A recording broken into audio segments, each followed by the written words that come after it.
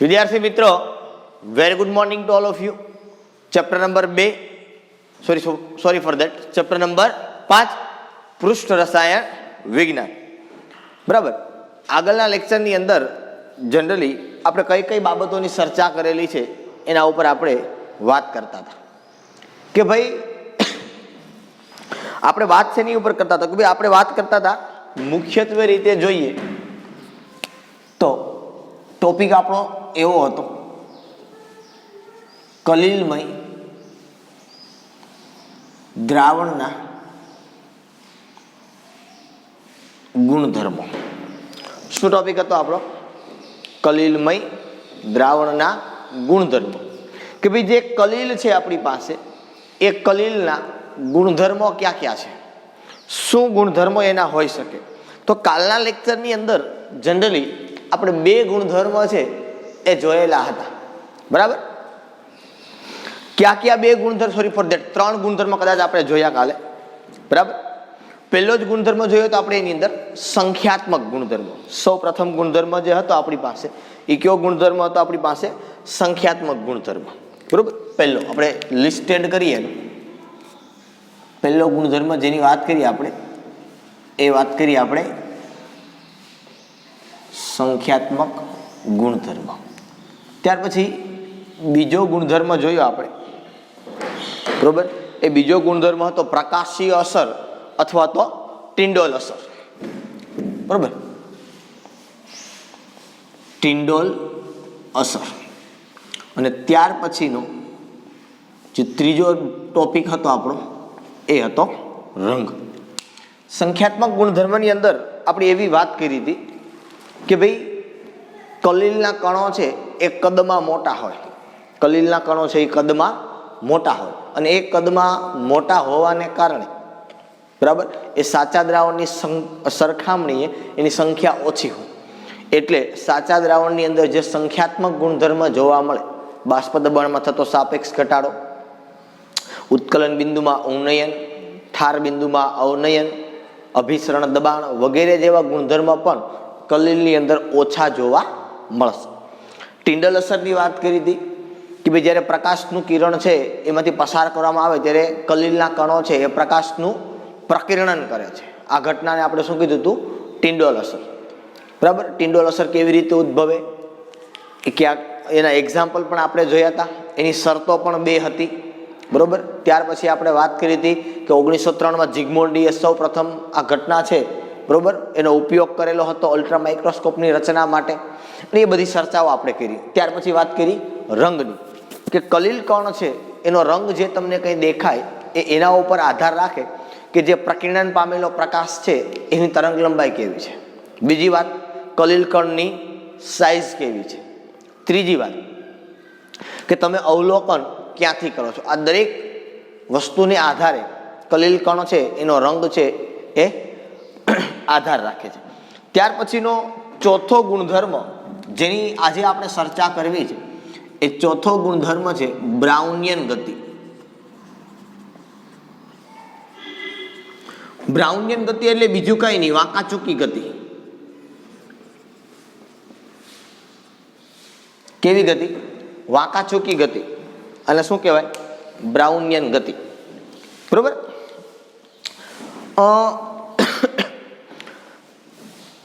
શક્તિશાળી ultra microscope વડે, શક્તિશાળી મતલબ સારામાં સારું સૂક્ષ્મદર્શક યંત્ર વડે કલીલના દ્રાવણોની અંદર જ્યારે જોવામાં આવ્યું ત્યારે આપણે જોઈએ તો આપણે કયો વિસ્તાર માત્ર દેખાશે? તો કે દ્રશ્યમાન, કારણ કે પ્રકાશ તો આવતું જ હશે ને એની અંદર. જ્યારે જોવામાં આવ્યું ત્યારે એવી ખબર પડી કે આ કલીલનો કણો છે એ અસ્તવ્યસ્ત ગતિ કરે છે, મન ફાવે એમ ગતિ કરે છે, કોઈ એક સ્થિર જગ્યા ઉપર ગતિ કરતા નથી. શું કરવામાં આવ્યું કે ભાઈ આ માનો કે એક પાત્ર છે, આ પાત્રની અંદર કલીલનું આપણે દ્રાવણ લીધું અને આની અંદર માનો કે આ બધા કલીલના કણો છે. જ્યારે અલ્ટ્રા માઇક્રોસ્કોપ વડે અહીંથી અહીંયા આ માઇક્રોસ્કોપની આખી રચના હતી, બરોબર. જ્યારે અલ્ટ્રા માઇક્રોસ્કોપ વડે જ્યારે જોવામાં આવ્યું, કારણ કે પ્રકાશ તો આમાંથી આવતો જ હશે, પ્રકાશ તો આવતો જ હશે, એમ કે અંધારામાં તમને કંઈ દેખાય નહીં અલ્ટ્રા માઇક્રોસ્કોપ વડે, બરોબર. તો જ્યારે જોવામાં આવ્યું ત્યારે ખબર પડી કે ભાઈ આ કલીલના કણો છે, આ કલીલના કણો એ અસ્તવ્યસ્ત ગતિ કરે છે, કોઈ એક જગ્યા ઉપર સ્થિર રીતે ગતિ કરતા નથી, બરોબર. અસ્તવ્યસ્ત ગતિ એટલે કેવી? તો કે પ્રાઇમરી વાળા છોકરાને જે તમે બિંદુ દોરીને તમે કહો બહુતોના લીટા મૂકી દે એટલે એ મન ફાવે એમ લીટા જે કરે ને પાટીની અંદર, પ્રાઇમરી વાળા તો ન કહેવાય પણ કેજી વાળા કરતા પણ નાન, અથવા તો બાળક છે જ્યારે ભણતા શીખતું હોય ત્યારે આમ મન ફાવે એમ લીટા કેમ કરી દે, બરોબર. એવી જે આખી ગતિ થાય એ ગતિને કઈ ગતિ કહેવાય? તો કે એ ગતિને બ્રાઉનિયન ગતિ કહેવાય. માનો કે આમ કોઈ પણ રીતે આવી રીતે લીટા કરી દે, આ દરેક જગ્યા ઉપર જ્યાંથી ખૂણો થાય એ દરેક જગ્યા ઉપર આ કલીલનો કણ હોય. તમે ઓર્ગેનિકમાં કદાચ તમે ભણતા હશો કે જ્યાં છેલ્લો ભાગ આવે ત્યાં કાર્બનનો કણ હોય, એમાં કલીલ કણ હોય, અહીંયા કાર્બનનો કણ ના હોય, બરોબર. અસ્તવ્યસ્ત આવી તમે મજા આવી ટેક્સ્ટ બુકની અંદર આપી એવી આકૃતિ દોરી એવું કે કમ્પલસરી, પણ આવી તમે ખૂણા નીકળવા જોઈએ, મારી જેમાં ખૂણો ન નીકળે એવું ના ચાલે, બરાબર. એટલે આ ધ્યાન રાખવાનું આ બાબતે. તો જ્યારે અલ્ટ્રા માઇક્રોસ્કોપથી કલીલના દ્રાવણની અંદર જ્યારે જોવામાં આવ્યું ત્યારે ખબર પડી કે ભાઈ આ કલીલના કણો છે એ અસ્તવ્યસ્ત રીતે ગતિ કરે છે, અને આ ગતિને રોબર્ટ બ્રાઉનના નામ ઉપરથી બ્રાઉનિયન ગતિ તરીકે ઓળખવામાં આવે છે. કઈ ગતિ તરીકે ઓળખવામાં આવે છે? બ્રાઉનિયન ગતિ. આ રોબર્ટ બ્રાઉન છે એ વનસ્પતિ શાસ્ત્રી હતા. શું હતા એ? વનસ્પતિ શાસ્ત્રી. હકીકત એવું હતું કે આ રોબર્ટ બ્રાઉને પુષ્પની પરાગરજને પાણીમાં નાખીને જેમ પુષ્પની પરાગરજ છે એ જેમ ગતિ કરતી હોય ને એવી જ રીતે કલીલના કણો ગતિ કરે, બરોબર. બાયોલોજી વાળાને ખબર હોય પુષ્પની જે પરાગરજ આવે એ પરાગરજ તમે પાણીમાં નાખો ને એટલે કન્ટિન્યુઅસ ગતિ કરે, કારણ કે પાણી વત્તા પરાગરજ એ કલીલનું દ્રાવણ થયું. આમ તમે જોવો તો પાણી વત્તા પરાગરજ એ શેનું દ્રાવણ થયું? ખરેખર જોવો તો તમે એ કલીલનું દ્રાવણ જ થયું, એટલે એની એમાં જે ગતિ કરે એ જ અહીંયા કલીલના કણો છે ગતિ કરે, સેમ ટુ સેમ, બરોબર છે. ઓકે, તો આવા પ્રકારની જે ગતિ છે આને બ્રાઉનિયન ગતિ કહેવાય, વાંકાચૂકી ગતિ, બરાબર છે. ચાલો, સેકન્ડ વન પ્રશ્ન એ થાય કે સર આ કલીલના કણો એ આવી વાંકાચૂકી ગતિ કરે એ પાછળનું કારણ શું? કલીલના કણો છે આવી વાંકાચૂકી ગતિ કરે, આ વાંકાચૂકી ગતિ કરવા પાછળના કારણો શું છે? કયા કારણો હોઈ શકે કે જે કલીલના કણોને વાંકાચૂકી ગતિ કરવા માટે મજબૂર કરે છે? તો બ્રાઉનિયન ગતિ જે થાય છે કે જે વાંકાચૂકી ગતિ થાય છે એ પાછળનું કારણ છે એમાં એવું કારણ આપવામાં આવ્યું કે વિક્ષેપન માધ્યમના જે કણો છે એ વિક્ષેપન માધ્યમના કણો એ કલીલના કણો ઉપર સતત મારો કરે છે. યાદ રાખજો, આ બ્રાઉનિયન ગતિ શા માટે જોવા મળે છે? તો કે વિક્ષેપન માધ્યમ, કારણ કે પાણી પણ એક કણ છે ને, અણુ છે ને, પાણી પણ એક શું છે? અણુ છે. કે વિક્ષેપન માધ્યમના અણુઓ એ કલીલના કણો પર અસતત રીતે, અસતત એટલે કોઈ કન્ટિન્યુઅસ રીતે નહીં, મજા આવે મન ફાવે એમ ધબાધબી ઝીકે જ છે. કોને ઝીકે છે? કલીલના કણોને. બોમ્બ મારો કરે છે, બોમ્બ વર્ષા કરે છે આની ઉપર, મતલબ આમ ધક્કા મારે ઘડીએ ને ઘડીએ. અને એના કારણે આ કલીલના કણો છે એ અસ્તવ્યસ્ત રીતે ગતિ કરે છે. આ એના જેવી વાત થઈ કે આપણે એક જગ્યા ઉપર બધા ભેગા થયા હોય એક મોટા હોલની અંદર, બરોબર છે. એ હોલની અંદર આપણે ભેગા થયા હોય અને એ હોલની અંદર 2-3 સિંહ આવે કોઈ કારણોસર, અને એ કલીલના કણો જે ગતિ કરે એ ગતિને બ્રાઉનિયન ગતિ તરીકે ઓળખવામાં આવે. જો કે અહીંયા વાત આખી જુદી છે, પણ કાંઈક એના જેવી તમે વાત છે એ કરી શકો કે અહીંયા વિક્ષેપન માધ્યમના અણુઓ છે, કણ તો ન કહેવાય, અણુ, કારણ કે H2O છે કે આલ્કોહોલ કોઈ પણ વિક્ષેપન માધ્યમ તરીકે હશે કલીલના દ્રાવણમાં, બરોબર. તો વિક્ષેપન માધ્યમના આ અણુઓ એ કલીલના કણો પર અસતત રીતે બોમ્બ મારો કરે છે, અને જેના કારણે આ કલીલના કણો છે એ સતત રીતે અસ્તવ્યસ્ત રીતે ગતિ કરે છે, અને જેના કારણે આ કલીલના કણો છે એ નીચે બેસતા નથી, કારણ કે આવું સતત ચાલે જ રાખે છે, અને એના કારણે આ કલીલના કણો છે એ પાત્રમાં તળિયે નીચે બેસવાના નથી, અને આના કારણે જ કલીલ છે એ સ્થાયી બનશે. કલીલ છે એ કેવું બનશે? સ્થાયી બનશે. જો સ્થાયી બનશે એટલે નીચે બેસી જશે એવું નથી કહેતો, સ્ટેબલ બનશે, મતલબ એ કલીલ કણના ગાળામાં રહેશે. જો એવું ન થાય તો કલીલના કણો પાત્રમાં નીચે બેસી જાય, સમુચ્ચય બનાવી નાખે, સમુચ્ચય બની જાય એટલે કલીલ કણ કરતા મોટી સાઈઝ થઈ જાય, તો એ પાછું એને કલીલ ન કહે, તો પછી નિલંબન થઈ જાય. સમજમાં આવે છે? એટલા માટે એવું કહેવામાં આવે છે, શું કહેવામાં આવે છે કે બ્રાઉનિયન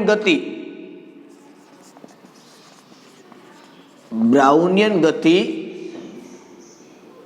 અવલોકિત થવાનું કારણ, અવલોકી શકાય, સરસ લાગે, અવલોકિત થવાનું કારણ એ છે કે વિક્ષેપણ માધ્યમના કણો, વિક્ષેપણ માધ્યમના કણો એ કલીલના કણો પર અસતત બોમ્બ મારો કરે છે. બોમ્બ મારો કરે ન્યાય અણુ બોમ્બ ને પરમાણુ બોમ્બ નો, પણ એને ધક્કા મારે ઘડીએ ઘડી, અને એના કારણે કલીલ કણો એકબીજાને ધક્કા મારે, એટલા માટે આવી પ્રકારની ગતિ છે એ જોવા મળે. બરાબર છે. બીજી વાત કે આ અસતત રીતે બોમ્બ મારો કરે છે, એના કારણે કલીલના કણો છે એ અસ્તવ્યસ્ત રીતે ગતિ કરશે, અને જેના કારણે એ કલીલ કણો છે એને સમુચ્ચય બનવા દેશે નહીં, અને સમુચ્ચય નહીં બને એટલા માટે કલીલ છે એ સ્થાયી બનશે. એટલા માટે શું થશે? કલીલો સ્થાયી બનશે. બરોબર? એ બાબત હું લખતો અહીંયા નથી. ઓકે, ચાલો, એની વાત થઈ. આગળ ઉપર હવે આપણે જવું છે ચોથી ગુણધર્મ, ચોથી પણ નહીં પણ ચોથા ગુણધર્મનો અભ્યાસ આપણે કર્યો, બ્રાઉનિયન ગતિ, અથવા તો એને કહેવાય વાંકાચૂકી ગતિ. ત્યાર પછી પાંચમા ગુણધર્મની અંદર આજે આપણે જવું છે કલીલ કણો પર નો વીજભાર. આ પાંચમો ગુણધર્મ આપણે આજે જોવો છે કે ભાઈ કલીલ કણો ઉપર વીજભાર એ કેવી રીતે આવે, અથવા તો કેવી રીતે ઉદ્ભવે. તમને ખબર છે, મેં તમને કલીલ કણો જ્યારે બનાવતા, કલીલ દ્રાવણ જ્યારે મેં તમને બનાવતા શીખવું હતું ત્યારે મેં તમને કીધું હતું આર્સેનિયમ સલ્ફાઇડમાં ઋણ વીજભાર લખો, સલ્ફર ઉપર તમે તટસ્થ લખો, ગોલ્ડ ઉપર તમે તટસ્થ લખો, બરાબર, અથવા તો મેં તમને કીધું હતું FeOH થ્રાઇસ ઉપર પ્લસ લખો, એની ઉપર વીજભાર આવે. હવે આ વીજભાર ક્યાંથી આવે, કેવી રીતે આવે, શું હોય, એ વસ્તુની આપણે આજે સમજણ મેળવવી છે. ઓકે, કલીલ કણો છે એ કલીલ કણો ઉપર હંમેશા વીજભાર હોય, કાં તો ધન વીજભાર હોય અથવા તો ઋણ વીજભાર હોય. પણ આ વીજભાર પાત્રમાંના દરેક કણો છે એ પાત્રમાંના દરેક કણ ઉપર હોય. માનો કે ધન વિદ્યુત ભારિત કલીલ હોય કોઈ પણ, માનો કે આ એક દ્રાવણ છે ને આ દ્રાવણની અંદર કલીલના કણો છે, તો વીજભાર કોની ઉપર હશે? કલીલના દ્રાવણ ઉપર નહીં, કલીલના કણ ઉપર, જેને આપણે કહીએ છીએ વિક્ષેપિત કલા. આ વિક્ષેપિત કલા ઉપર વીજભાર હશે. વિક્ષેપણ માધ્યમ ને વિક્ષેપિત કલા બે ઉપર નહીં, સોલ ઉપર નહીં હોય. સોલ એટલે કલીલનું દ્રાવણ, સમજો. તો આ કણ ઉપર કાં તો ધન વીજભાર હશે અથવા તો ઋણ વીજભાર હશે. હવે સમજો બીજી વાત કે જો ધન વીજભાર હોય તો આખા બધાય કલીલના કણો ઉપર ધન વિદ્યુતભાર હોય. જો ઋણ વિદ્યુતભાર હોય તો બધાય કલીલના કણો ઉપર ઋણ વિદ્યુતભાર હોય. બરોબર? અડધા પાસે ધન ને અડધા પાસે ઋણ, તો બધા ભેગા થઈને સમુચ્ચય બનાવીને કલીલ કરતા મોટી સાઈઝ બની જાય, તો કાંઈ શક્ય નથી. તો બ્રાઉનિયન ગતિ ન જોવા મળે, બધું પૂરું થઈ ગયું, સ્વાહા. બરાબર? તો કલીલના દ્રાવણની અંદર, કલીલના દ્રાવણમાં કલીલ કણો પર એક સરખો વીજભાર હોય, કાં તો એ ધન વિદ્યુતભાર હોય કાં તો એ ઋણ વિદ્યુતભાર હોય. બરોબર છે? હવે કયા કણો ઉપર ધન વિદ્યુતભાર હોય, કયા કણો ઉપર ઋણ વિદ્યુતભાર હોય, એની ચર્ચા આપણે કરવી છે. તો લિસ્ટ બનાવીએ આપણે.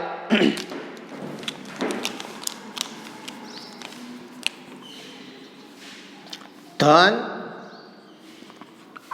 વીજભારિત કલીલ, બરોબર. અહીં સામે એવું લખો, તમારે ટેક્સ્ટ બુકમાં આ પ્રમાણે આપ્યું છે એટલે સરસ છે. ઋણ વીજભારિત કલીલ. હું લિસ્ટ બનાવું છું કે ક્યાં ક્યાં ધન વીજભારિત છે ને ક્યાં ક્યાં ઋણ વીજભારિત છે. બરોબર. આની અંદર અમુક ધાત્વીય ઓક્સાઇડ છે, જળયુક્ત oxide, Al2O3 N2XH2O, CrO3 N2XH2O, Fe2O3 N2XH2O. ત્યાર પછી આવે છે બેઝિક ડાયસ્ટફ. એ બેઝિક ડાયસ્ટફની અંદર આવે છે મિથિલિન બ્લુ. બધા સમાસ છે નહીં મારા ખ્યાલથી, હું એક બાજુ ધન જ લખું પછી બીજી બાજુ ઋણ લખશું. ઓકે, કાંઈ વાંધો નહીં, એ પછીની વાત છે. આ ડાયસ્ટફ એટલે બીજું કાંઈ નહીં, રંગક. ડાયસ્ટફ એટલે રંગક. બરોબર. એ ઉપરાંત હજી આવશે અહીંયા FeOH thrice, AlOH thrice, ZrOH4. ઋણ વીજભારિતને કાઢી નાખું, એ પછી લખીશ ત્યાં. બરાબર. આ ઉપરાંત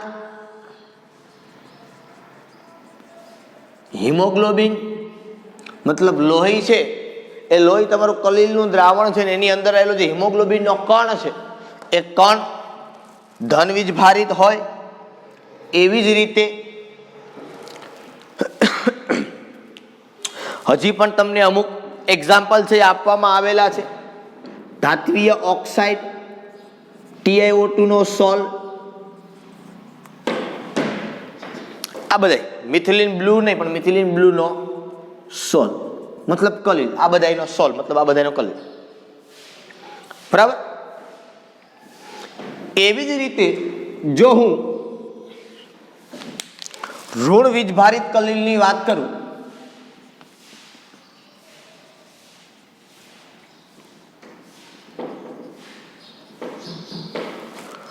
તો ઋણ વીજભારિત કલીલની અંદર ધાતુઓ કોપર, સિલ્વર, ગોલ્ડ, પ્લેટિનમ. બરોબર. ત્યાર પછી આની અંદર પણ તમે વાત કરી શકો. કોણ આવશે હજી? તો કે ભાઈ ચારકોલ, માટી. બરોબર. ત્યાર પછી આપણે જે વાત કરતા આગળના ભાગની અંદર જેમ કલીલો વાળા જે કઈ કહેતા ને ચારકોલ ને માટી, અધિશોષકો જેને આપણે કહીએ છીએ, એ અધિશોષકો પણ બધા અહીંયા આવી શકે. બરોબર છે. એ બધા ઋણ વીજભારિત કલીલ છે. એ ઉપરાંત acidic dyestuff, acidic dyestuff, acidic dyestuff ની અંદર બે છે આપણી પાસે, ઇઓસિન અને કોંગો રેડ સોલ. બરાબર. આ બધાના સોલ જ હશે આપણી પાસે, કોઈ એકને એક હશે એવું કઈ આપણી પાસે છે નહીં. તો આ ધન વીજભારિત સોલ થયા. સામે આપણે લેખા એ બધા ઋણ વીજભારિત સોલ થયા. એ જ રીતે ઋણ વીજભારિત સોલની અંદર હજુ તમે ધાતુના સલ્ફાઇડ છે એને લખી શકો. ધાતુના સલ્ફાઇડ આપણે જોયા હતા, આર્સેનિયસ સલ્ફાઇડ. આને કેમ ભૂલી જઈએ આપણે? Sb2S3 CdS. અહીંયા આપણે લખ્યા હતા સ્ટાર્ચ, ગુંદર, જિલેટીન. આ બધા ઋણ વીજભારિત કલીલ છે પોતાના દ્રાવણમાં. શેમાં કહું છું? પોતાના દ્રાવણમાં. બરોબર છે. આમાં તમે આપણે જોયું હતું આર્સેનિયસ સલ્ફાઇડમાં સલ્ફર ઉપર આપણે ઋણ લખ્યું હતું. બરોબર છે. ઓકે. તો આ ધન વીજભારિત અને ઋણ વીજભારિત સોલ થયા. બરોબર. ધન વીજભારિત અને ઋણ વીજભારિત સોલની અંદર આપણે જોવું એ છે કે આ કલીલો વીજભાર શા માટે ધરાવે છે. પહેલી વાત, કલીલ ઉપર વીજભાર શા માટે હોય છે? તો અગત્યની વાત એ છે કે કલીલ ઉપર જે વીજભાર છે એ વીજભાર પાછળનું જવાબદાર કારણ એ કલીલની સ્થાયીતા છે. જો કલીલ પાસે વીજભાર ન હોય તો એ સ્થાયીતા પ્રાપ્ત ન કરી શકે. સ્થાયીતા પ્રાપ્ત ન કરી શકે મતલબ શું સર? તો કે કલીલ ઉપર વીજભાર ન હોય તો આ કણો બધા નીચે બેસી જાય અને નીચે બેસી અને સમુચ્ચય બનાવી નાખે, જેના કારણે કલીલના કદના ગાળા કરતા મોટા ગાળામાં વહી જાય.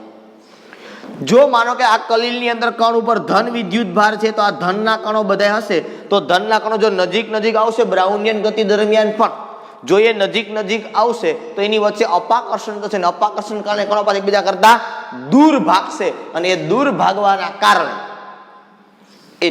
એ શાંત નહીં થાય, એ સ્થિર નહીં થાય, સ્થાયી થશે. સ્થિર નહીં થાય મતલબ મારો કહેવાનો મતલબ કે નીચે નહીં બેસે, જેમ આપણે બ્રાઉનિયન ગતિમાં કહેતા હતા એ જ રીતે. કારણ કે કલીલ કણો ઉપર વીજભાર છે, ધન વીજભાર હોય તો એ જ થાય, એ જ વસ્તુ જો હોય તો ઋણ વીજભાર હોય તો થાય. કારણ કે ઋણ વીજભારિત ઘણા બધા કલીલના કણો છે અને ઘણા બધા કણો વચ્ચે શું થશે? અપાકર્ષણ થાય ને આ અપાકર્ષણના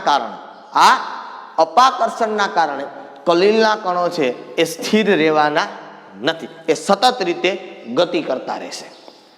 બરાબર છે. એટલા માટે અગત્યનું છે કલીલ કણો ઉપર વીજભાર હોવો જોઈએ. જો એની ઉપર વીજભાર ન હોય તો એ સ્થાયી ન થાય કલીલ. બરોબર? તો સ્થાયીતા જાળવવા માટે કલીલ કણો ઉપર વીજભાર હોવો આવશ્યક છે. હવે કલીલ કણો ઉપર વીજભાર છે એ નક્કી કરવા માટે અથવા તો કલીલ કણો ઉપર વીજભાર એ બે કારણોને લીધે હોઈ શકે. ક્યાં ક્યાં બે કારણો? એની વાત મારે કરવી છે અત્યારે.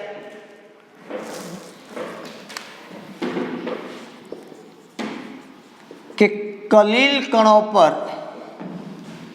એક કરતા વધુ કારણોસર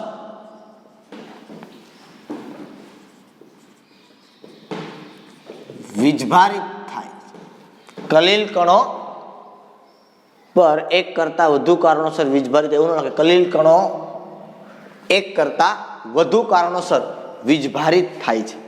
વીજભારિત થાય છે એનો મતલબ તમને ખબર છે કે એની ઉપર વીજભાર આવે છે. બરોબર? એ કાં તો ધન અથવા તો ઋણ. પહેલી બાબતની જો હું ચર્ચા કરું તમારી સમક્ષ તો શું છે? પહેલી બાબત એ છે આની અંદર કે કલીલ કણો છે અથવા તો ધાતુઓનું, પેલા લખી દો તમને કે ધાતુઓનું વિદ્યુતીય વિક્ષેપન થાય ત્યારે કલીલ કણો ઇલેક્ટ્રોન ગ્રહણ કરે. આ પહેલી બાબત. નંબર 2, હમણાં સમજાવું બંને વાત. દ્રાવણમાંના આયનોનું પસંદગીયુક્ત અધિશોષણ અને અથવા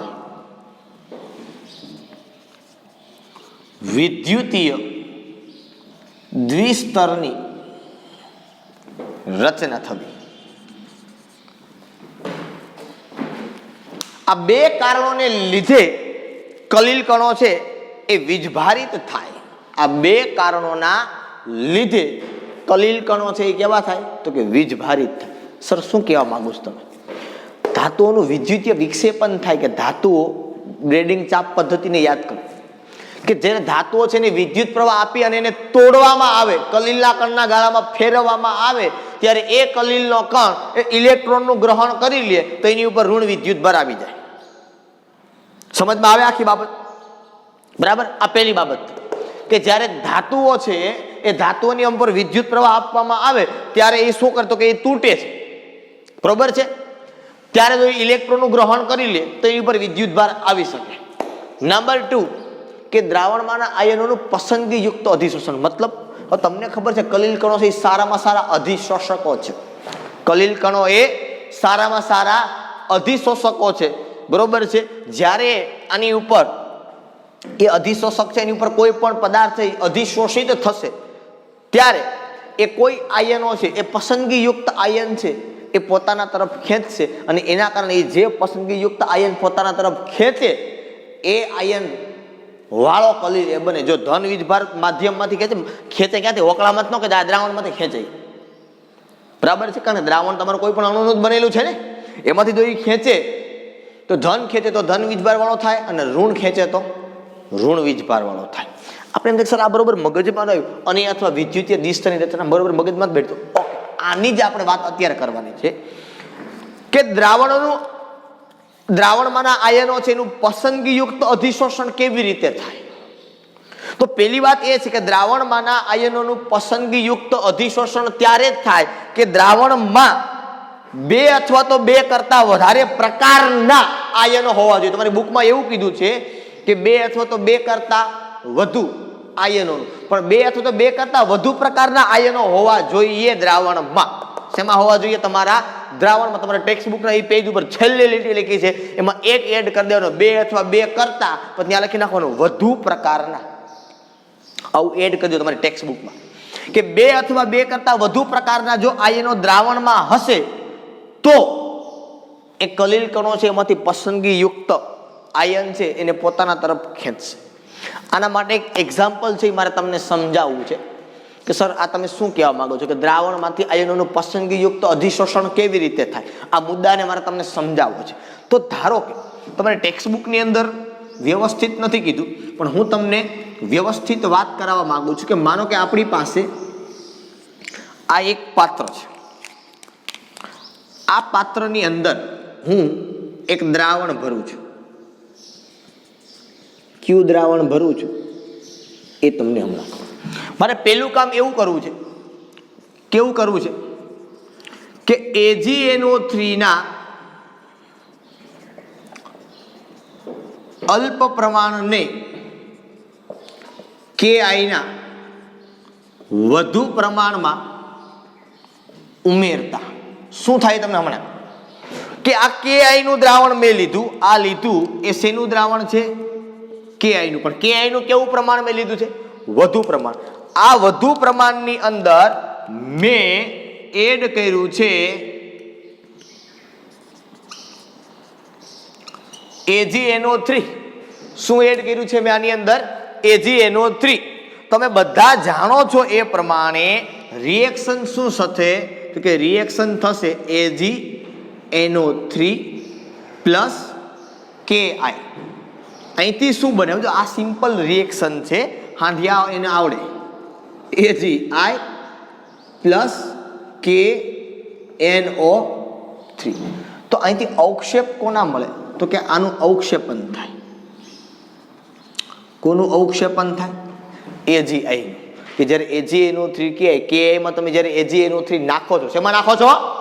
Ki માં તમે જ્યારે AgNO3 ઉમેરો છો ત્યારે Agi અવક્ષેપ તરીકે આવે છે. હવે જો માધ્યમમાં આયનો આવ્યા કે ન આવ્યા? આવ્યા કે ન આવ્યા? K plus NO3 minus. હજી તો માધ્યમમાં છે K પ્લસ ને I માઇનસ તો છે, આનું વધુ પ્રમાણ છે. આ આયનો એની અંદર આવ્યા, આ અવક્ષેપ તરીકે આપણે મળ્યો. મતલબ આપણો કલીલ જે બન્યો એ કલીલ આપણો કયો બન્યો? તો કે આપણો કલીલ બન્યો Agi. આપણો કલીલ કયો બન્યો? Agi. આ આપણો કલીલ બન્યો. હવે શું થાય? તો કે હવે આ Agi છે ને, આ કલીલ છે. આ Agi એ દ્રાવણમાંથી કોઈ એક આયનને પસંદ કરે. શું કરે? કોઈ એક આયનને પસંદ કરે. હવે દ્રાવણમાં વધુ પ્રમાણ કોનું છે? તો કે Ki. કોનું પ્રમાણ વધુ છે? Ki નું. તો એમાંથી આયોડિનને પોતાના તરફ ખેંચે છે. કોને ખેંચે છે પોતાના તરફ? આયોડિનને પોતાના તરફ ખેંચે છે અને પાછો અહીંયા I માઇનસ લાવે છે. એટલે આ કલીલ તમારું જે બન્યું એ કેવું બની ગયું? તો કે આ કલીલ તમારું હવે બન્યું ઋણ વીજભારિત. આ Agi જે અવક્ષેપ તરીકે થયો, હવે આ અવક્ષેપને એ શું કર્યું? તો કે દ્રાવણમાંથી આ Ki નું પ્રમાણ વધારે છે એટલે એને જ ખેંચે. AgNO3 માંથી Ag ને ન ખેંચે. શું કામ? તો કે Ki નું પ્રમાણ વધારે એટલે Ki ને પોતાના અવક્ષેપ ઉપર ખેંચે એટલે I માઇનસ ને કે આમાંથી પસંદગી યુક્ત કરે. પસંદ કરે, કોને પસંદ કરવો છે, બરોબર. તો એ કારણ કે આઈ તો કે તો આની હારે વહી ગયો છે એટલે આઈને પોતાના તરફ પસંદ કરે પાછું, અને પોતાના તરફ આઈને પસંદ કરે એટલે આઈ છે એ ઋણ વીજભારિત છે. એટલે આ કલીલ હવે જે બની ગયો એ કલીલ કેવો બની ગયો તો કે ઋણ વીજભારિત. આના કરતા ઉલટી વાત કરું હું. કેવી વાત કરું? આના કરતા ઉલટી. નંબર 2 એવું કહું હું કે કે આઈના અલ્પ પ્રમાણમાં AgNO3 નું વધુ અલ્પ પ્રમાણમાં નહીં, KI ના અલ્પ પ્રમાણ ને AgNO3 ના વધુ પ્રમાણમાં ઉમેરતા. શું કરતા? ઉમેરતા. હવે તમે એને ઉમેરો, અહીંયા ઉલટું થયું. શું થયું? અહીંયા ઉલટું. શું ઉલટું થયું? તો કે અહીંયા તમારી પાસે આ જે છે એ છે AgNO3, બરોબર. હવે ઉલટું થઈ ગયું. આ જે છે એ છે KI. હવે સમજો, રિએક્શન તો આની અંદર પણ ભાઈ એ જ થવાની છે જે ઓની અંદર થઈ. તમે KI માં AgNO3 નાખો કે AgNO3 માં KI નાખો, વાત તો બે એક જ છે, એ કઈ બદલવાનું નથી. ચાલો તો પણ KI વત્તા AgNO3, તો અહીંથી શું બન્યું તો કે અહીંથી બન્યું AgI પ્લસ KNO3. આનું શું થયું તો કે આનું થયું અવક્ષેપન. શું થયું? આનું અવક્ષેપન. હવે અવક્ષેપન કોનું થયું તો કે અવક્ષેપન થયું AgI. આ તમને કલીલ મેળનો કણ મળ્યો. શું મળ્યો તમને? આ કલીલનો કણ મળ્યો. હવે જો તમે આ કલીલનો કણ છે એ શું કરે તો કે પસંદ કરે આયનને. વધુ પ્રમાણ કોનું છે તો કે વધુ પ્રમાણ AgNO3 છે, અને ઓછું પ્રમાણ કોનું છે તો કે ઓછું પ્રમાણ છે KI. હવે આમાંથી કોને પસંદ કરે? AgNO3 માંથી. તો કે કોણ છે તો કે Ag છે, તો એ કોને પસંદ કરે તો કે એ પસંદ કરે Ag પ્લસ ને. તમારી ટેક્સ્ટ બુકમાં આ વસ્તુની ભૂલ છે. તમારી ટેક્સ્ટ બુકમાં આ વસ્તુની ભૂલ છે. તમારી ટેક્સ્ટ બુકમાં એવું કીધું કે AgNO3 ના અતિમંદ દ્રાવણમાં KI નું અતિમંદ દ્રાવણ ઉમેરવામાં આવે તો આવું થાય, અને પાછું એ જ કીધું કે KI ના દ્રાવણમાં AgNO3 ઉમેરવામાં તોય આવું જ થાય. તો આ બે રીતે શક્ય ન બને, બરાબર છે. એટલે એમાં એવું કહેવાનું છે કે AgNO3 ના અલ્પ પ્રમાણને KI ના વધુ પ્રમાણમાં ઉમેરતા AgI નું અવક્ષેપન થાય છે. હવે આ AgI જે અવક્ષેપન થયું એમાંથી કોનું પ્રમાણ વધારે હતું? આમાં તો કે KI નું. તો KI માંથી AgI માં કોણ છે તો કે I છે, તો એ કોને પસંદ કરે? I ને. ખબર પડી હું કામ I ને પસંદ કર્યો કે હજી મગજમાં નથી બેઠતું? બીજી વાત કે આ KI ના અલ્પ પ્રમાણને AgNO3 ના વધુ પ્રમાણમાં તમે ઉમેરો એટલે શું થયું તો કે KI AgNO3 તો કોણ બન્યો? AgI બન્યો. હવે આ AgI છે એ કોને પસંદ કરે? કોનું પ્રમાણ વધારે છે? AgNO3 નું પ્રમાણ વધારે. એમાંથી AgI માંથી કોણ છે તો કે Ag, તો એ કોને પસંદ કરે? Ag ને. તો આ કલીલ કેવો બને તો કે આ કલીલ બને ધન વિદ્યુત ભારિત. કેવો કલીલ બને? એ ધન વિદ્યુત ભારિત કલીલ બને. હવે સમજો, મારે તમને શું સમજાવવું છે ભેગું ભેગું? વિદ્યુતીય દ્વિસ્તર કલીલ છે એ તમારો કલીલ બને છે કયો? હવે અહીંયા આખું જો રચના લખું છું, AgI નો કલીલ બને છે. આ AgI નો જે કલીલ બન્યો એની પાસે શું થયું તો કે અહીંયા પેલું સ્તર થયું. આ પેલું સ્તર હું લખું છું, પેલું સ્તર થયું. એ પેલું સ્તર ક્યું થયું તો કે આ બધાની ફરતે I minus I minus I minus I minus I minus I minus. અથવા તો માનો AgI ની પાસે લખું તો શું લખાય તો કે Ag પ્લસ. માનો અહીંયા હું કદાચ આવી રીતે લખું તો અહીંયા પણ એવું લખાય કે માનો AgI મારી પાસે છે. હવે એની પાસે કોણ આવ્યો તો કે આ એક તો ન હોય, આવા તો ઘણા બધા હોય. Ag plus Ag plus Ag plus Ag plus Ag plus. તો આ એક સ્તર બન્યું. હવે શું થાય ખબર છે? બીજું શું થાય તો કે આ પેલું સ્તર બન્યું. હવે શું કરે તો કે હવે આ પોતાને સ્થાયી કરવા માટે થોડો ઘણો આ ઋણ વિદ્યુત ભારિત કલીલ બની ગયો. આ કણ છે હવે કેવો બની ગયો સમજો? ઋણ વિદ્યુત ભારિત બની ગયો. અથવા તો AgNO3 નું પ્રમાણ વધારે હોય તો એ ધન વિદ્યુત ભારિત કલીલ બની ગયો. હવે આ આયન છે એ શું કરશે તો કે હવે આ આયન છે એ પોતાની સપાટી પર દ્રાવણમાંથી કોઈ બીજા આયનને આકર્ષે, કોઈ બીજા આયનને શું કરશે? એ આકર્ષે. હવે અહીંયા એક્ઝામ્પલની અંદર જો કે અહીંયા પેલા એક્ઝામ્પલની અંદર કોણ હતું? તો કે અહીંયા એક્ઝામ્પલમાં AgNO3 ના અલ્પ પ્રમાણમાં Ki નું વધુ પ્રમાણ હતું, બરોબર છે. તો ધન આયન કયો હતો? હજી એક એની પાસે ધન આયન કયો હતો? તો કે હજી એક એની પાસે ધન આયન હતો. એ કયો હતો? તો કે હજી એક એની પાસે આવે એ હતો K+. હજી એક હતો એ કયો હતો? એની પાસે K+. Ki નું વધુ પ્રમાણ હતું. એ K ને એને પાછો ખેંચો. આ Agi ઋણ વિદ્યુત પરિકલિત આટલો બની ગયો. આ આટલાએ પાછો કોને ખેંચો? K+ ને. એટલે આ શું થયું? આ પહેલું સ્તર હતું, વિદ્યુતીય જ કહેવાય આને. પાછું આ બીજું સ્તર થયું, બરોબર. એવી જ રીતે આ Ag+ જે હતો આમાં કોનું પ્રમાણ વધારે હતું? તો કે AgNO3 નું પ્રમાણ વધારે હતું. આ પાછો છે એ બીજા હજી એકને ખેંચશે, એ પાછો I- ને ખેંચશે. તો એ દ્રાવણ ઉપર ડિપેન્ડન્ટ કરે. બીજું સ્તર છે એ દ્રાવણ ઉપર ડિપેન્ડન્ટ કરે. બીજું સ્તર છે એ પસંદગીયુક્ત નથી, પહેલું સ્તર છે એ પસંદગીયુક્ત અધિશોષણ કરે અને પછી દ્વિસ્તરની રચના કરે. એટલે બીજું સ્તર માનો અહીંયા તમે જોવો તો બીજું સ્તર અહીંયા કયું બન્યું? તો કે અહીંયા બન્યું બીજું સ્તર K+. આવી રીતે અહીંયા જો હું જાઉં તો બીજું સ્તર કયું બન્યું? તો બીજું સ્તર અહીંયા બન્યું I- નું પાછું. આ I- અહીંયા આ બીજું સ્તર આખું બની ગયું.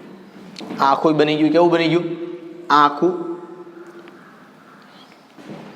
ભાગ બન્યો. અને કદાચ તમે એમ કહો ને તો પ્રથમ સ્તર કહેવાય. આ આખે આખું છે એને કયું સ્તર કહેવાય? પ્રથમ સ્તર છે એ કહેવાય. હવે આને વધારે સમજ માટે મારે આ ભાગ કાઢી નાખવો છે, આટલો ભાગ, બરોબર. એટલે આ બધી જગ્યા ઓછી છે આપણી પાસે, એટલે આ બધું કરવું પડશે આપણે.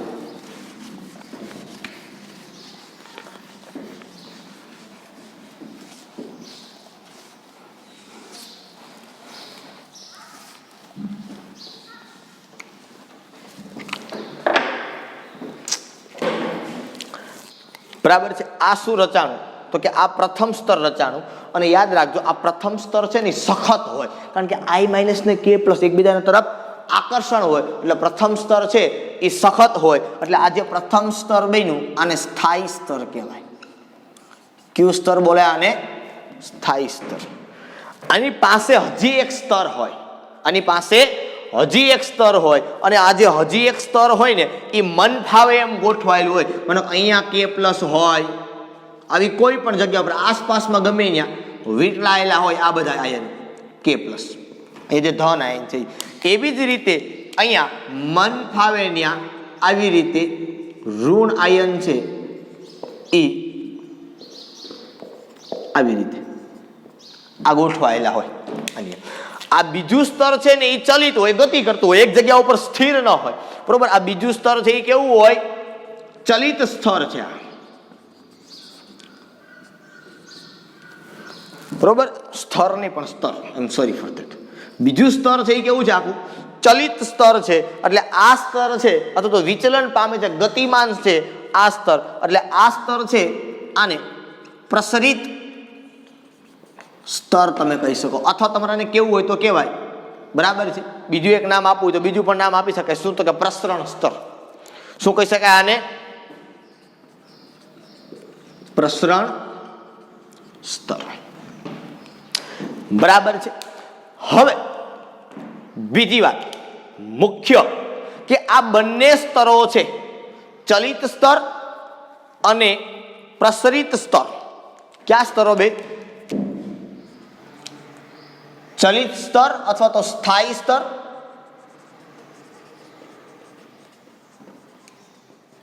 અને પ્રસરિત સ્તરને સંયુક્તપણે વોલ્ટેજ સ્તર.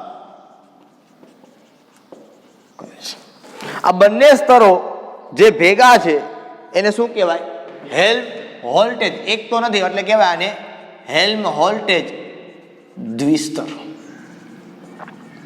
શું કહેવાય આને? હેલ્મહોલ્ટ્ઝ દ્વિસ્તર તરીકે ઓળખવામાં આવે.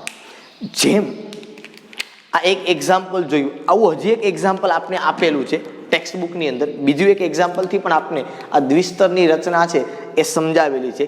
બીજા સ્તરની અંદર આપણે એને શું કીધું તો કે બીજા એક્ઝામ્પલની અંદર આપણે એવું કહેવામાં આવ્યું કે ભાઈ ફેરિક ક્લોરાઇડ છે એ ફેરિક ક્લોરાઇડની અંદર શેની અંદર ફેરિક ક્લોરાઇડની અંદર ગરમ પાણી છે એ નાખવામાં આવે તો આ ફેરિક ક્લોરાઇડ આવી રચના બનાવે Fe2O3 ઇન્ટુ XH2. બાકીનો HCl છે એ બહાર નીકળી જાય, એને આપણે ગણતા નથી, અહીં ભાગે હોય જ, અહીં કોણ હોય HCl.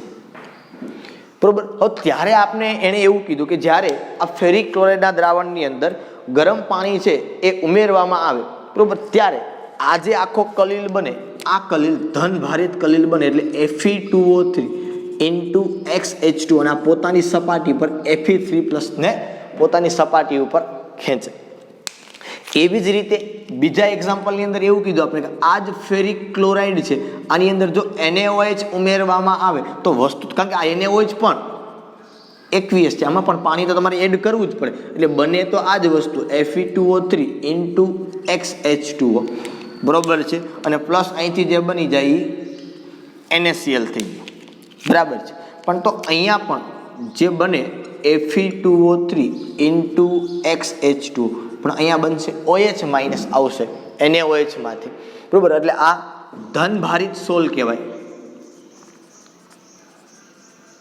અને આ સોલ જે તમારો થયો આને કહેવાય ઋણ ભારિત સોલ બરાબર છે. કહેવાનો મતલબ આ તમારું જે થયું એ હજી એક સ્તર પૂરું નથી થયું, એક સ્તર અહીંયા પૂરું થાય, આ એક સ્તર થાય, હજી આવડું આ જે સ્તર છે એ કયું સ્તર કહેવાય તમારું દ્વિસ્તર કહેવાય બરોબર. અને આ જે બંને સ્તરો છે બરોબર છે, આ બંને સ્તરને સંયુક્તપણે સ્ટર્ન દ્વિસ્તર પણ કહેવાય. મેં તમે જેમ હેલ્મહોલ્ટ્ઝ કીધું, આ હેલ્મહોલ્ટ્ઝ એ વૈજ્ઞાનિકનું નામ છે, આને સ્ટર્ન દ્વિસ્તર તરીકે પણ ઓળખવામાં આવે, ભલે તમારી ટેક્સ્ટ બુકમાં નથી પણ આને સ્ટર્ન દ્વિસ્તર પણ કહેવાય. હવે બીજી વાત છે કે સર આ જે પહેલું સ્તર છે જેને સ્થાયી સ્તર કહીએ કારણ કે એ સ્થિર છે, સખત છે, એ ગતિ નથી કરતું, જ્યારે બીજું સ્તર છે એ ચલિત છે, ગતિમાન છે, એટલે આપણે એને પ્રસરણ સ્તર કીધું અથવા તો પ્રસરિત સ્તર કીધું. આ પ્રસરણ સ્તર કે પ્રસરિત સ્તર અને સ્થાયી સ્તર આ બંને પાસે કંઈક વિદ્યુતીય વીજભાર છે, બંને પાસે શું છે કંઈક વિદ્યુતીય વીજભાર છે. અને બંને પાસે વિદ્યુતીય જો વીજભાર હોય તો એ બંને વચ્ચે વિદ્યુત પોટેન્શિયલ છે એનો તફાવત આવે. આ પહેલું સ્તર છે એ સખત છે, સ્થિર છે, બીજું સ્તર છે એ ગતિમાન છે, તો આ બે સ્તર વચ્ચે કંઈક પોટેન્શિયલનો તફાવત આવે. આવો જ કંઈક કેપેસિટર તમે રાખેલા હોય ફિઝિક્સની અંદર, બે કેપેસિટર વચ્ચે કેપેસિટન્સનો તફાવત જેને કહ્યું એમ અહીંયા આ બે વિદ્યુતીય સ્તર છે એટલે એની વચ્ચે પોટેન્શિયલ એટલે વિદ્યુત ભારનો જે તફાવત છે આપણે એને પોટેન્શિયલ કહેવાય બરોબર. એ કંઈક એનો તફાવત છે જનરલી આવે, અને આ જે તફાવત આવે સ્થાયી સ્તર અને પ્રસરિત સ્તર વચ્ચે પોટેન્શિયલનો તફાવત છે અને ઝીટા પોટેન્શિયલ બોલાય. શું બોલાય આને? Zeta potential.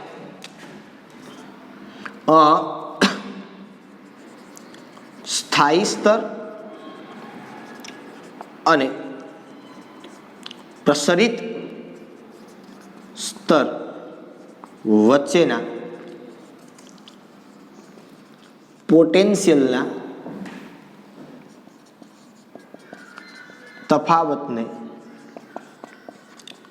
ઝીટા પોટેન્શિયલ અથવા તો બીજું આને કહેવાય વીજગતિક પોટેન્શિયલ કહે છે. શું કહેવાય રે? ઝીટા પોટેન્શિયલ અથવા તો આને કહેવાય વીજગતિક ઇલેક્ટ્રોકાઇનેટિક. વીજ એટલે ઇલેક્ટ્રો, ગતિક, કાઇનેટિક આપણે કહીએ ગતિ ઉર્જા, કાઇનેટિક એનર્જી, ગતિક એટલે કાઇનેટિક બરોબર. ઇલેક્ટ્રોકાઇનેટિક પોટેન્શિયલ આ બે વચ્ચે જે ઉર્જાનો તફાવત, ઉર્જા તો આઈ એમ સોરી ફોર ધેટ, વિદ્યુતીય જે તફાવત છે એને આપણે કહેવાય ઝીટા પોટેન્શિયલ અથવા તો વીજગતિક પોટેન્શિયલ બરોબર. આ ઝીટા પોટેન્શિયલ છે એનું સૂત્ર આવું થાય કે zeta Z equal to 4π eta u upon d. હું શું કહું છું? 4π આને બોલાય eta u upon d. Z એટલે ઝીટા પોટેન્શિયલ બરોબર. ત્યાર પછીની હું તમને બાકીની બાબતો છે એને સમજાવું તો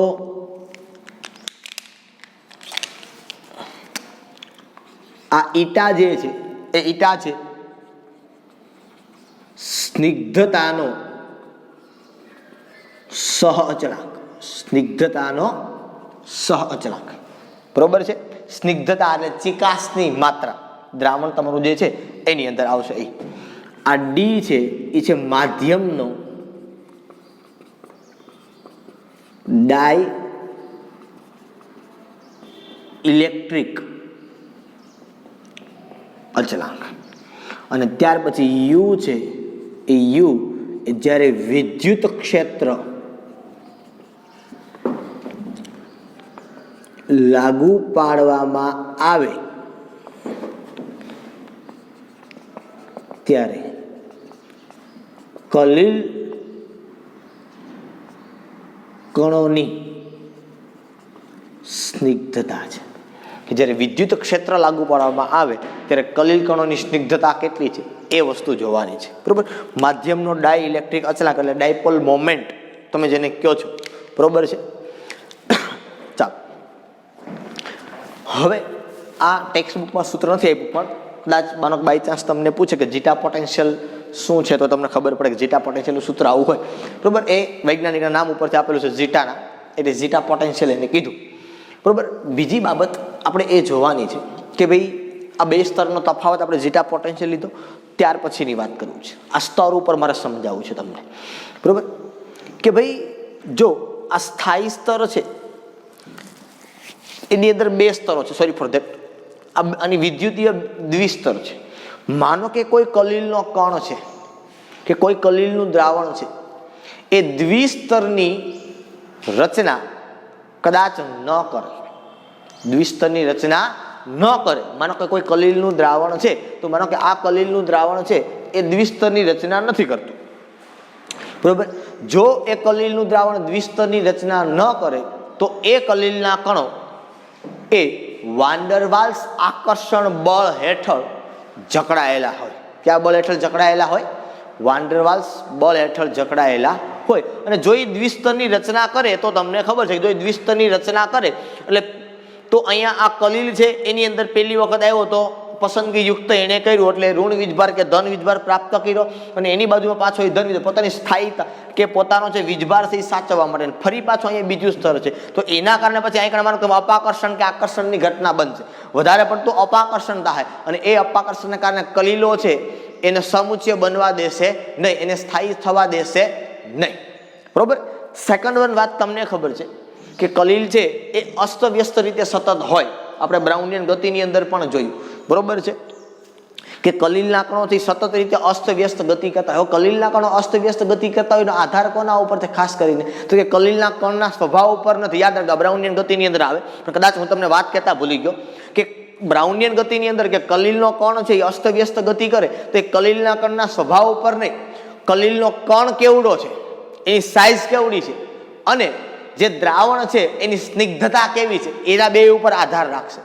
જેમ કલીલનો કણ છે એ મોટો એમ બ્રાઉનિયન ગતિ ઓછી, જેમ સ્નિગ્ધતા વધુ એમ પણ બ્રાઉનિયન ગતિ, કારણ કે ચિકાસની માત્રા વધુ હોય તો એ વહન ન પામે. તમને ખબર છે કે તમે તેલને ઢોળી નાખજો તમારા ઘરે લાદી ઉપર અને પાણીને ઢોળજો, બે વધારે કોણ ગતિ કરે છે તો કે જેની અંદર ચિકાસની માત્રા વધારે હશે એની ગતિ ઓછી થશે, બરોબર છે.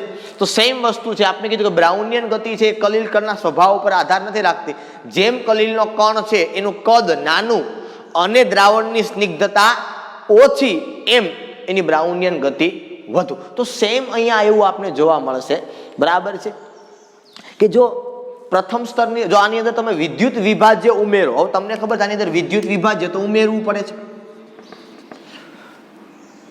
બરોબર છે. પણ જો વિદ્યુત વિભાજ્ય વધારે પ્રમાણમાં ઉમેરવામાં આવે, જો વિદ્યુત વિભાજ્ય શું કરવામાં આવે આની અંદર વધારે પ્રમાણમાં ઉમેરવામાં આવે તો વધારે પ્રમાણમાં તમે ઉમેરો એટલે શું કરશે તો કે બીજા સ્તરની રચના નહીં થવા દે, અને વિદ્યુત વિભાજ્ય કાં તો ધન ને કાં તો ઋણ, તમારો કલીલ પછી કોઈ પણ હોય, ધન હોય કે ઋણ હોય, કોઈ પણ હોય તમારો કલીલ, વિદ્યુત વિભાજ્યમાં બંને વસ્તુ હોવાની છે, ધન પણ હશે ને ઋણ પણ હશે, એટલે ઓલા સામે આરે શું કરી લેશે જોડાઈ જશે, સમુચ્ચય બનાવી લેશે, એટલે કલીલ છે એ સ્થાયી રહેશે નહીં. કલીલ પોતાની કણોની સાઈઝમાં રહેવાનો નથી, એ પોતાની સાઈઝ કરતાં કંઈક મોટી સાઇઝની અંદર જતો રહેશે.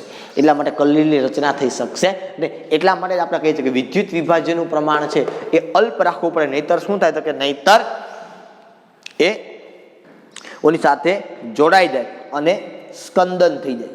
બરોબર છે, સ્કંદન થઈ જાય એની સામે આપણે વાંધો નથી, પણ પ્રશ્ન મોટો કયો છે કે પછી કલીલ કદના ગાળાની અંદર એ કણો રહે નહીં, તો પછી આપણે એને કલીલ દ્રાવણ છે એ કહી શકીએ નહીં.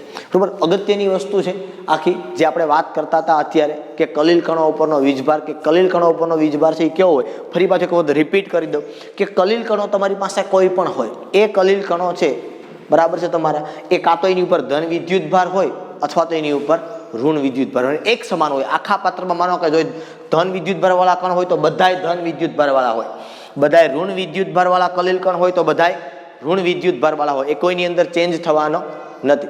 ક્યાં ક્યાં ધન વિદ્યુત ભાર વાળા હોય, ક્યાં ક્યાં ઋણ વિદ્યુત ભાર વાળા હોય, એ મેં તમને લખાવ્યું. તમને ટેક્સ્ટ બુકમાં અમુક નહોતા આપ્યા એને પણ મેં કીધું. ડાયસ્ટફ એટલે રંગક થાય, આ યાદ રાખવાનું. બરોબર. બીજી વાત મેં તમને કીધી હતી કે કલીલ કણો છે એ એની ઉપર વીજભાર છે એના કારણે જ સ્થાયી છે. તો વીજભાર ન હોય તો સ્થાયી રહે નહીં, પાત્રમાં તળિયે નીચે બેસી જાય, સમુચ્ચય બનાવી નાખે નહીં, કલીલ કણ કરતા મોટા ગાળાની અંદર આવે. બીજી વાત અગત્યની મેં તમને એ કરી હતી કે કલીલ કણ ઉપર એક કરતા વધુ કારણોસર વીજભારી દો. પહેલું કારણ શું આપ્યું હતું કે જ્યારે ધાતુનું વિદ્યુતીય વિક્ષેપણ થાય ત્યારે એ ધાતુના કણો છે ઇલેક્ટ્રોનનું ગ્રહણ કરી લે. બરાબર છે. બીજી વાત કરી હતી કે દ્રાવણમાંના આયનો છે એનું પસંદગીયુક્ત અધિશોષણ થાય, અથવા તો તમને ખબર પડી કે વિદ્યુતીય દ્વિસ્તરની રચના થાય. બરાબર છે. ત્યારે મેં તમને સમજાવ્યું કે ભાઈ અલ્પ પ્રમાણમાં વધુ પ્રમાણની ઉંમર, તો પહેલી વસ્તુ પસંદ કેમ થાય એ અગત્યનું છે. બીજું તો એ પછી અંદરથી એની પાસે શું છે એના આધારે બીજાને પોતાના તરફ ખેંચશે, અને એ પણ પછી ઓના ઉપર પણ આધાર રાખે કે એ કોની સાથે એને મેચ થાય છે, એના ઉપર એ ખેંચે બીજા આયનને. બરાબર છે. તો અહીંયા એ શું કરશે તો કે આવી રીતે આ પહેલું સ્તર બનાવશે.